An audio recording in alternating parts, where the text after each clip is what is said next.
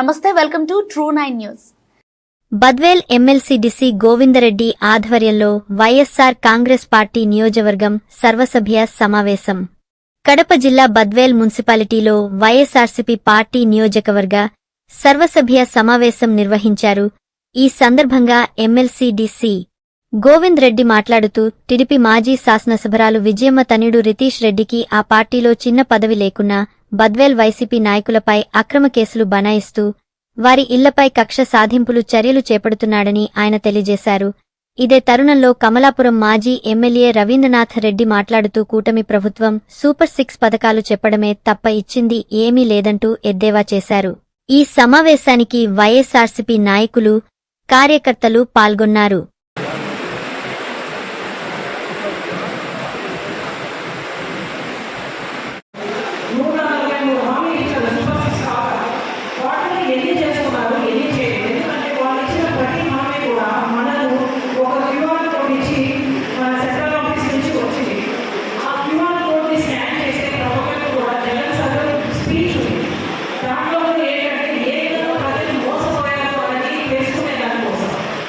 ఇవన్నీ కూడా మనం ప్రజలకు తీసుకెళ్ళాలంటే మనం వాటిని చూడాలా, తెలుసుకోవాలి.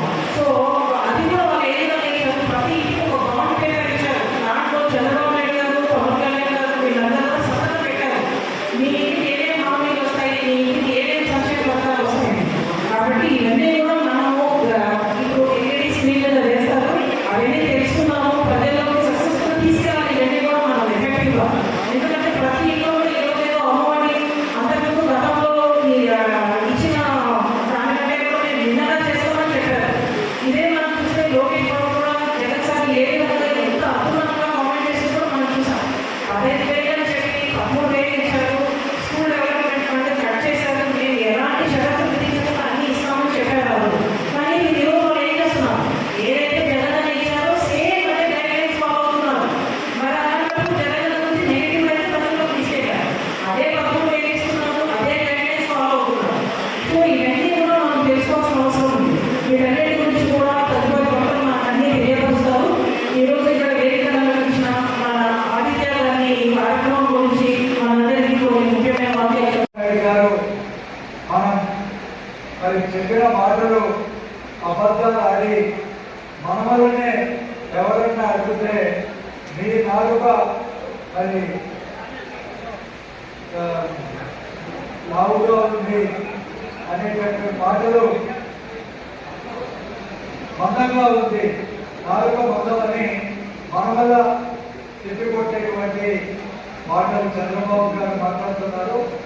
అంటే మనం ఎవరిని కూడా బెదిరించడం, ఎవరు కూడా ప్రశ్నించకూడదు అనేటువంటి విషయం ఈనాడు మరి చంద్రబాబు నాయుడు గారు కానీ వాళ్ళ పార్టీ నాయకులు కానీ ఏ విధంగా మమ్మల్ని భయభ్రాంతులు చేస్తున్నారో చూస్తున్నాం. పోలీసుల సాయంతో పార్టీ నాయకులను ఎలాంటి ఇబ్బందులు పెడుతున్నారో మనమందరం చూస్తున్నాం. నిన్న ఇక్కడనే బైరపల్లిలో శ్రీకాంత్ రెడ్డి గారు కేవలం ఆయన ఈ పార్టీకి ఒక కార్యక్రమంలో చురుగ్గా పాల్గొన్నారనేటువంటి కోపంతో ఆయన ఇంటిని కూల్చివేయడం జరిగింది. నిన్న మళ్ళీ మన ఎంపీటీసీ పోరెడ్డి గారి ఇల్లు మరి దాని మీద మరి నోటీసులు ఇచ్చి మరి దాన్ని కొట్టేసే ప్రయత్నం చేస్తున్నారు. ఆల్రెడీ ఇంకొక కార్పొరేటర్ మన కౌన్సిలర్ చెన్నై గారి ఆయన ఒక చిన్న ఒక కొట్టు పెట్టుకున్నారు. అది పెద్ద అది కూల్ చేయడం జరిగింది. మున్సిపల్ కమిషనర్ను పంపడం, మున్సిపాలిటీ మన వైఎస్ఆర్ కాంగ్రెస్ పార్టీలో ఆధీనంలో ఉన్నప్పటికీ కూడా మున్సిపల్ చైర్మన్ గారిని కానీ కౌన్సిలర్లను కానీ ఎలాంటి సంప్రదించకుండా కేవలం తెలుగుదేశం పార్టీలో చాలా మంది నాయకులకు ఏ పదవులు లేవు. విజయమ్మ గారు కేవలం ఒక మాజీ శాసనసభ్యురాలు. వారి కుమారుడు రితీష్ రెడ్డి గారికి మరి చిన్న పదవి కూడా లేదు. ఆయన ఒక కౌన్సిలర్ కూడా కాదు. అయినప్పటికీ కూడా అన్ని ఆయన ఆదేశాలతో ఎవరిని అనేక అక్రమ కేసులు పెట్టేటువంటి ఈ కార్యక్రమాలు జరుగుతున్నాయి. ఇది ఖచ్చితంగా ప్రజలందరూ చూస్తున్నారు, నాయకులు చూస్తున్నారు. ఇదంతా ఎట్ట పరిస్థితిలో ఎట్టి పరిస్థితిలో సహించేది లేదని చెప్పి కూడా చెప్తున్నాం. ఈవెన్ హైకోర్టు నుంచి కూడా మరి కింది కోర్టులో కూడా మరి ఆదేశాలు కూడా రావడం జరిగింది. ఎవరైనా ఏ పోలీస్ అధికారి సిఐ గారి ఎస్ఐ గారి కేసు పెట్టాలి అంటే డిఎస్పీ గారి అనుమతి తీసుకొని 15 రోజుల తర్వాత ఆయన అంగీకారంతోనే కేసు పెట్టాలి. ఎవరికి కూడా రిమాండ్ విధించడానికి లేదు అని చెప్పి మ్యాజిస్ట్రేట్ కూడా హైకోర్టు ఆదేశాలు ఇచ్చినటువంటి విషయం మనం చూసాం. కాబట్టి మనం ఎవరికి కూడా భయపడాల్సినటువంటి అవసరం లేదు, ధైర్యంగా ఎదుర్కొందాం. మన నాయకులు మరి జగన్మోహన్ రెడ్డి గారు ఏ విధంగా ఆయన కూడా ఎలాంటి ఇబ్బందులు పెడుతున్నారో, ఆయన ఎక్కడికైనా మరి పర్యటన చేస్తే ఆ పర్యటనకు ఆయన హెలికాప్టర్ దిగడానికి కూడా అనుమతి లేకుండా ఆ విధంగా ఎంత సంకేతంగా మరి కూటమి ప్రభుత్వం ఉందో మనందరం చూస్తున్నాం. ప్రభుత్వాలు ఎప్పుడు శాశ్వతం కాదు, ఇలాంటి ప్రభుత్వాలు ఖచ్చితంగా కూలిపోవడం అనేది అది జరుగుతుంది. కాబట్టి మనం ఓపిక పడాలి. మనం ఈనాడు మన బద్వేలు నియోజకవర్గంలో మనమందరం కూడా చాలా మరి కార్యకర్తలు అందరం కూడా చాలా ధైర్యంగా ఈ అందరూ ఎదుర్కోవడానికి మనందరం కూడా సన్నద్ధంగా ఉన్నాం. కాబట్టి మీ వెంట మేముండి నేను, గౌరవ శాసనసభ్యురాలు, అదేవిధంగా మన జిల్లా అధ్యక్షులు మనకు అన్ని విధాలుగా ఎదుర్కోవడంగా ధైర్యంగా ఉండడానికి మీరు తోడుగా ఉంటామని ఈ సందర్భంగా తెలియజేస్తూ, ముఖ్యంగా ఈ కార్యక్రమంలో ఇప్పుడు మనం జిల్లాలో జరుపుకున్నాం. మన అధ్యక్షులు ప్రతి నియోజకవర్గాన్ని కూడా ఆయన పేరు పేరులో మీకు అందరికీ కూడా నమస్కారాలు, కృతజ్ఞతలు వ్యక్తపడుతున్నాం. పార్టీ శ్రేణులందరికీ రికార్డింగ్ చంద్రబాబు మేనిఫెస్టో దానికి మాట్లాడడానికి ముందు వైఎస్ఆర్ కాంగ్రెస్ పార్టీ రాష్ట్రంలో ఒక ప్రతిపక్ష పార్టీగా ప్రతిపక్ష పాత్రను వహిస్తూ ఉన్న కార్యక్రమాలన్నీ కూడా మనకి అందరికీ బాగా తెలుసు.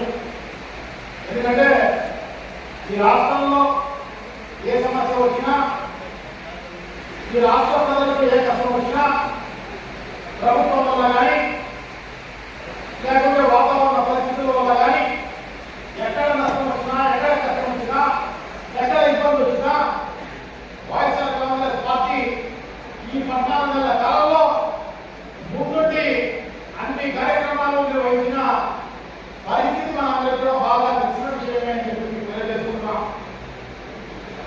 మనకు సంబంధించి ఈ 14 నెలల కాలంలో యువతతో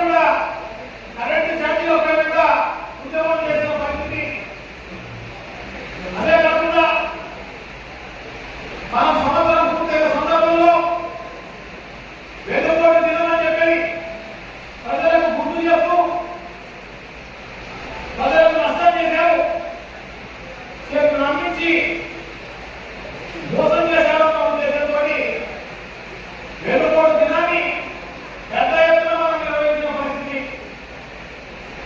సో ఇవన్నీ ఎందుకు చేసినామంటే మనం ఈ రాష్ట్రంలో ప్రతిపక్ష పార్టీగా ఉన్నాం.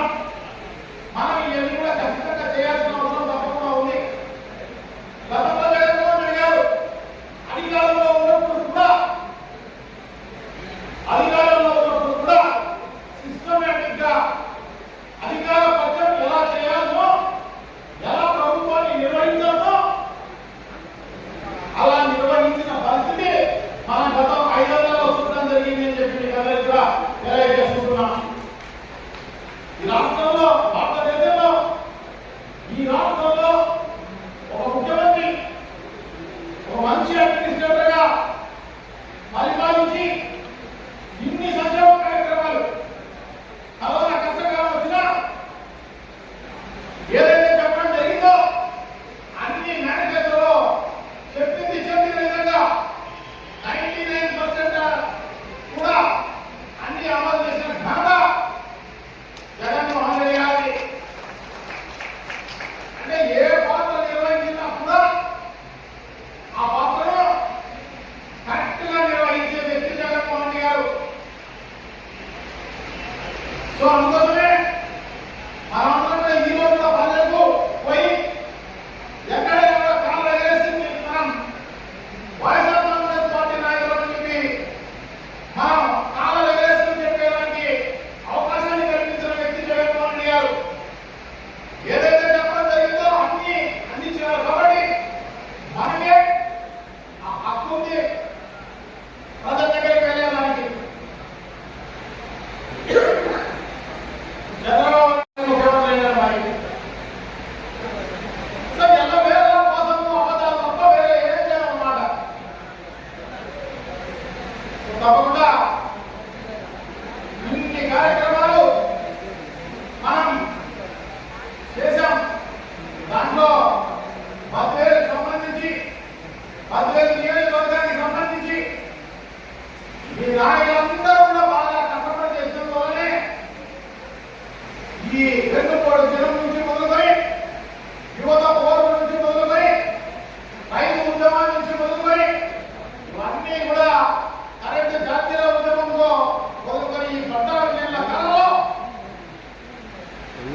ఎలక్షన్లు మొన్ననే అయిపోయినా కూడా మనమందరం కూడా దిగులింత ఉత్సాహంతో పెద్ద ఎత్తున బద్వేలు నియోజకవర్గం నుంచి ఈ ఉద్యమాల్లో పాల్గొనడానికి మీరందరూ